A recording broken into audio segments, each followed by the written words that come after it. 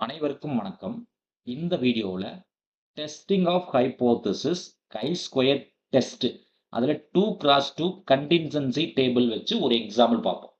So ஏபின்ற voting போல்ஸை பத்தி discuss பண்ணியிருக்கிறோம். அது ரூரல் அண்ட் அர்பன்ல எப்படி அந்த ஓட்டிங் இருக்குன்றதை பத்தி பார்த்துருக்கோம். ஸோ என்ன கேட்குறோம், examine whether the nature of the area is related to voting கேட்குறோம். ஸோ நேச்சருக்கும் ஓட் பண்ணுறதுக்கும் ஏதாவது வித்தியாசம் இருக்கான்னு கேட்குறோம், ஏதாவது ரிலேஷன் இருக்கான்னு கேட்குறோம். அப்போ ஃபர்ஸ்ட்ல என்ன சார் பண்ணணும், H naught null hypothesis fix பண்ணணும். Step 1, H naught there is no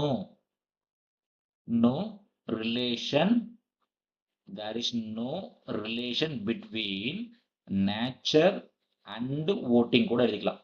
நேச்சருக்கும் ஓட்டிங்க்கும் எந்த ரிலேஷன் இல்லை, எங்கேயா இருந்தாலும் ஓட்டிங்னா அது ஓட்டிங் தான் அப்படின்னு எடுத்துக்கணும். H1 அப்படின்றது there is some relation between nature of voting. சரிங்களா? ஸோ ஸ்டெப் 1 முடிஞ்சது. ஸ்டெப் 2 என்ன சார் கேட்டீங்கன்னா டெஸ்ட் ஸ்டாட்டிஸ்டிக் தான். ஸோ யூஸ்வலாக ஸ்டெப் 2 டெஸ்ட் ஸ்டாட்டிஸ்டிக். அது என்ன சார் டெஸ்ட் ஸ்டாட்டிஸ்டிக் அப்படின்னா வெரி சிம்பிள் ஃபார்முலா தான்.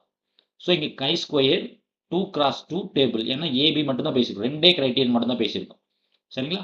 அப்போ chi-square ஃபார்முலா என்ன sir, capital N into AD minus BC whole square divided by A plus B and B plus D and A plus C and C plus D.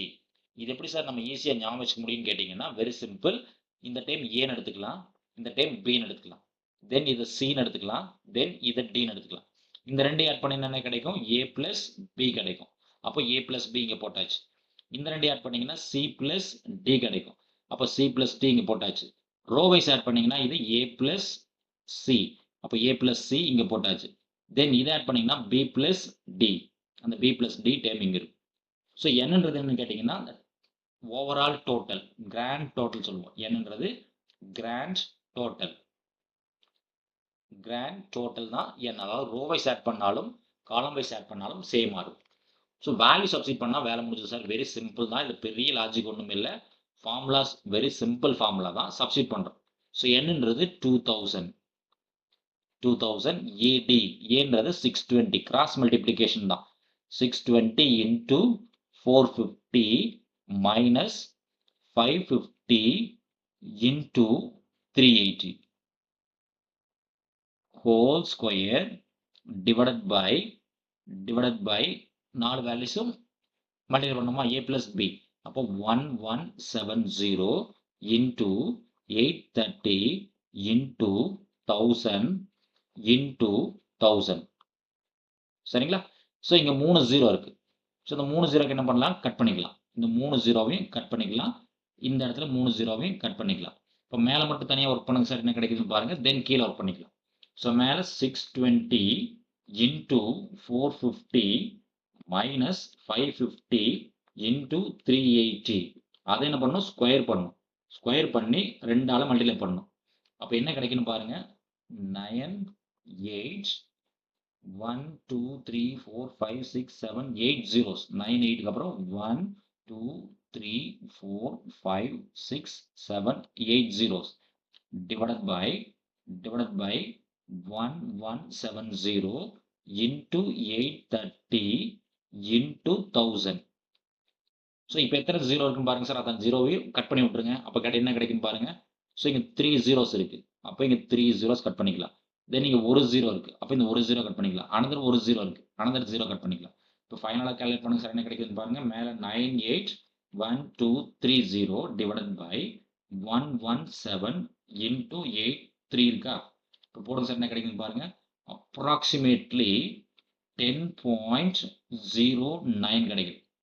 Approximately chi-square value என்ன sir, 10.09. chi-squareோட value 10.09 கூட எடுத்துக்கலாம்.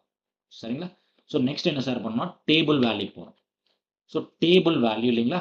So step 3 table value. So table value. So இங்கே level of significance கொடுத்துருக்கோமானா கொடுக்கல. அப்போ default level of significance ஆல்ஃபான்றது 5% or 0.05. சரிங்களா? அப்போ கை ஸ்கொயர் வித் ஆல்ஃபா உள்ள என்ன டிகிரிஸ் ஆஃப் ஃப்ரீடம் வேணும் இல்லைங்களா? இப்போ number of row -1 into number of column -1 degrees of freedom. இது கிளியர்லி 2 x 2 டேபிள். அப்போ நம்பர் ஆஃப் ரோஸும் 2 தான், நம்பர் ஆஃப் காலம்ஸும் 2 தான். அப்போ 2 - 1 again 2 - 1 போட்டிங்கன்னா 1 into 1 தான். அப்போ 1 தான் கிடைக்கும்.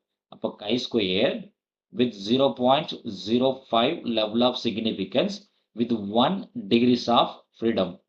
1 degrees of freedomத்துக்கு வேல்யூ என்னன்னு பார்க்கணும். ஸோ அது கை ஸ்கொயர் டேபிள் இருக்கு. ஸோ இந்த கை ஸ்கொயர் டேபிளில் 1 degrees of freedom. சரிங்களா? ஸோ கிளியர்லி இது 1 degrees of freedom. So 1 degrees of freedom இங்கே இருக்கு. So 1 degrees of freedom 0.05 level of significance value என்னன்னு பாருங்க சார், 3.84 இல்லைங்களா? 0.05 level of significance 1 degrees of freedomத்துக்கான வேல்யூ 3.84. அப்போ பேஸ்ட் பண்ணுங்க சார், வேல்யூ 3.84. அதாவது chi square T denotes table value 3.84. சரிங்களா? ஸோ ஸ்டெப் 4 என்ன சார், கன்க்ளூஷன். ஸ்டெப் 4 என்ன கேட்டீங்கன்னா கன்க்ளூஷன். ஸோ கன்க்ளூஷன் என்ன சார் சொல்லலாம்னு கேட்டீங்கன்னா, so chi square calc value C value என்ன sir 10.09 clearly greater than chi square table value T value என்ன sir 3.84. அப்போ clearly greater than table value குறைவா இருக்கு, கால்குலேட் பண்ண வேல்யூ பெருசா இருக்கு. அப்போ தேர்ஃபோர் என்ன சார் கன்க்ளூட் பண்ணலாம், we reject H0, accept H1. அப்ப என்ன சொல்ல வரோம், there is some relation between voting and nature. அதாவது ரூரல் இருக்கக்கூடிய ஆட்களுக்கும் அர்பன்ல இருக்கக்கூடிய ஆட்களுக்கும் vote பண்றதுல நேச்சர் கட்டாயம் ஒரு ரோல் பிளே பண்ணுது அப்படின்ற கன்க்ளூஷன் தான் எழுதியிருக்கு. சரிங்களா? நன்றி. மீண்டும் இன்னொரு வீடியோ பதிவில் பார்ப்போம். இந்த வீடியோ உங்களுக்கு பிடிச்சிருந்துச்சுன்னா மறக்காம நம்ம சேனலை லைக் பண்ணுங்க, வீடியோஸை லைக் பண்ணுங்க, ஃப்ரெண்ட்ஸ்களுக்கு ஷேர் பண்ணுங்க. உங்களுக்கு ஏதாவது குறைஸ் இருந்துச்சுன்னா கமெண்ட்ஸ் பண்ணுங்க, கண்டிப்பாக நான் ஆன்சர் பண்ணுறேன். தேங்க்யூ.